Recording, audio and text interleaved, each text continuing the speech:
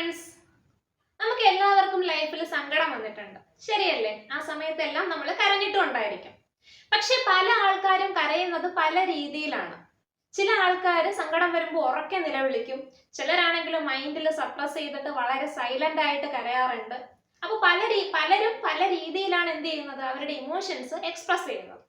അപ്പൊ നമ്മുടെ ഇന്നത്തെ വീഡിയോ എന്ന് പറയുന്നത് ഇത്തരത്തിലുള്ള കരച്ചിലും അതിന് പിന്നിലുള്ള സയൻസുമാണ്. അപ്പൊ എല്ലാ കൂട്ടുകാർക്കും നമ്മുടെ ശ്രീഋഷി ഗ്ലോബലിന്റെ പുതിയൊരു വീഡിയോയിലേക്ക് സ്വാഗതം. ഞാൻ നേരത്തെ പറഞ്ഞതുപോലെ നമുക്ക് സാധാരണ സങ്കടം വരുമ്പോൾ നമ്മൾ കരയാറുണ്ട്.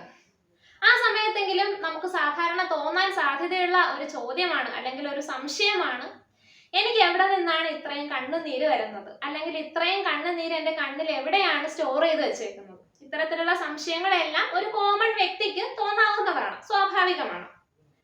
അപ്പൊ ഞാനൊരു കാര്യം പറയട്ടെ, നമ്മൾ സാധാരണ സങ്കടം വരുമ്പോൾ നമ്മുടെ മസ്തിഷ്കത്തിന് അഥവാ ബ്രെയിനിന് നമ്മളൊരു ഓവർ പ്രഷർ അഥവാ സമ്മർദ്ദമാണ് എന്ത് ചെയ്യുന്നത്, കൊടുക്കുന്നത്. അതിന്റെ ഫലമായിട്ട് നമ്മുടെ മൂക്കിൽ സ്റ്റോർ ചെയ്തേക്കുന്ന ദ്രവ്യ രൂപത്തിലുള്ള ഒരു സംഭവം നേരെ കണ്ണിലേക്ക് ഒഴുകും. അതാണ് അവിടെ നിന്ന് കണ്ണുനീരായിട്ട് എന്ത് ചെയ്യുന്നത്, പുറത്തേക്ക് ഒഴുകുന്നത്.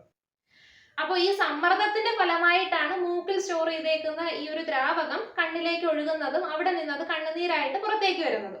അത് മാത്രമല്ല, ഇത്തരത്തിൽ സമ്മർദ്ദം ക്രിയേറ്റ് ചെയ്യപ്പെടുന്ന സമയത്ത് നമ്മുടെ മുഖത്തും അതുപോലെ കണ്ണിലേക്കുമുള്ള ബ്ലഡ് ഫ്ലോ എന്ത് ചെയ്യാറുണ്ട്, കൂടാറുണ്ട്.